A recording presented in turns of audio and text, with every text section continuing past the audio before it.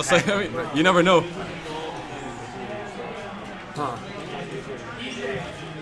We're in for... Hey, Lex! You get that? Sorry, buddy. I've seen some done gentlemen, so.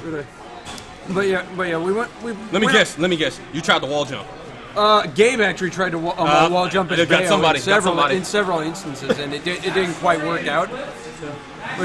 Which I started refraining doing that after playing on Kalos Pokemon Omega for I don't know how long. They fixed that one. You can wall jump on Omega Kalos now, but you still cannot wall jump on Omega Pac-Man for some reason.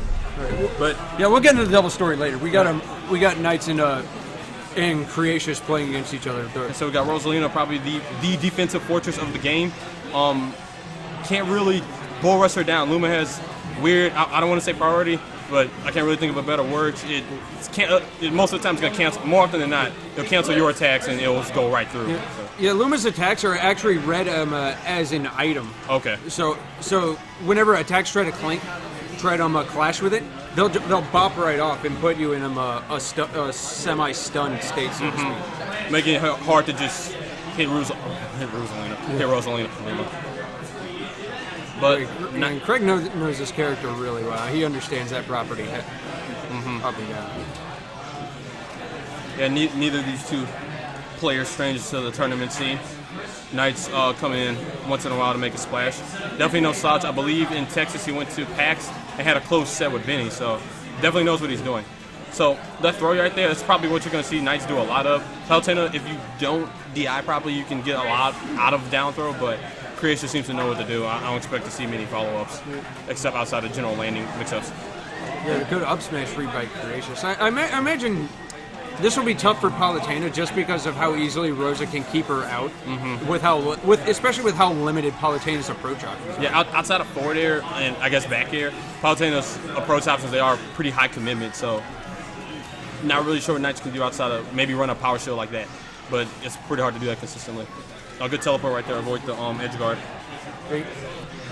And I think Craig's doing a good job at keeping Palutena above him, understanding that she has nothing going for her whenever she's trying to descend.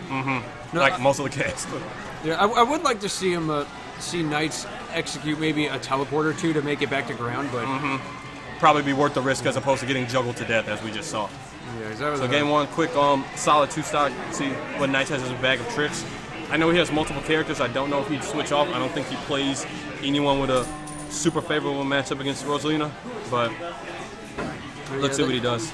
Yeah, there really aren't a lot of characters that can gung-ho on Rosalina the way that some aggressive players do. All right, Meta Knight kind of can, but even then you still gotta be careful because your Meta Knight you really like and get blown up easily. Yeah, because I mean with Meta Knight you can cross up shield and put Luma in free fall. And I mean that's one of the few matches in the game I would say is like near 30-70. Oh dang! Honestly, it's really bad at high level. But even that, it's not to say it's impossible. I mean, if you watch Fallen play, Fallen or DeBuzz play Meta Knight, you probably get the best insight of how to fight him as Rosalina. I imagine a lot of running away. Yeah, generally, yeah. So Craig feeling confident enough in his Mario to pull him out for game 2, even though he won game 1 with a commanding lead. But actually, we're just talking about this. I'm actually surprised he did this. He, like I said, must be confident because I think Palutena is quite capable of walling out Mario consistently. But we'll see if he can get around that. Now, once Mario gets in, yeah, Palutena's combo food. I don't know what her fastest aerial is. Her best escape option is probably teleport, but of course it's going to leave you in free fall. But yeah, you really don't want Mario getting in on you. Now, I would like to see Knights use some more some jab spacing, just because that's Palutena's probably quickest grounded option, and it's great. And it's great for and it's just great for setting up a throw for her grab. Grab. Yeah, Palutena's jab, her little stick with her staff, it's disjointed. Without a sword, you're probably not punishing it. So, surprised that killed Mario with 5% of rage, but that was enough to do it. Palutena not the heaviest of characters. But let's see. Creatious with a pretty solid lead, only 55% of his first stock. Knights has a lot of work to do to bring this back, but yeah, we heard one of our local players, Lighting, plays Captain Falcon. You saw him earlier. He took game 1 off of Samsora, our #1 in the PR right now. So, hey, everything's stacked and everyone can be, well, not everyone can beat everyone, but you can't sleep on anybody here. But back to the match. Let's see if Knights can make the necessary adjustments. He needs to, see, I don't know what to say, like, Palutena's tilts, they're pretty garbage, honestly. Like, I think our F tilt has more than a full second of recovery. Like, jab is really his only button he has in neutral to really throw out with safety on the ground. Yeah, I mean, her up tilt at the least will have that static multi-hit hitbox. Hitbox. So that way you can catch, like, say, a spot dodge. But even then, you really wouldn't use a lot of tilts aside from that. Maybe down tilt if you're really. Spacing. I never see Knights use a way as her down tilt. Does she poke with the staff or she kick her? I really don't even know. She spins the staff on the ground and it distorts outward. And it's quicker than the other staff moves, but even then, it's huge commitment. It's still a big commitment. All right, but Knights not out of this game in the slightest. Took that stock, he's trying to work his way back in. Let's see if Creatious can get in. This would be a good example of see Mario trying to get in. See that fair near lagless, Mario can't really punish it. And like I was saying, back air is invincible, so he can't even trade with it. So yeah, this is smart. This is smart of Knights to sit back like that against Mario, just because of how unsafe it is to get 100% close quarters with him.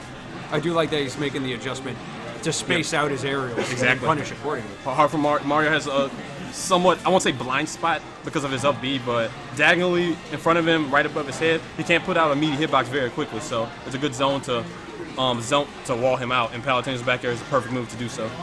But this game becoming quite close to even. A few hits here and there and a throw or two. Knights right back in it. Going for the air dodge read. If Creatious had fallen through that platform, we may have had time to fall down and down smash for the win, but I'm not sure. Ooh. Yeah, that was good. That was good by Creatious to DI outward on the down throw, just because it makes it borderline impossible to follow up with the up air. So he knew that the up smash was the only option to follow up with on the ground. But not gonna be able to pull it out, unfortunately. Good effort though. Got it. Even when you lose an early stock, you don't want to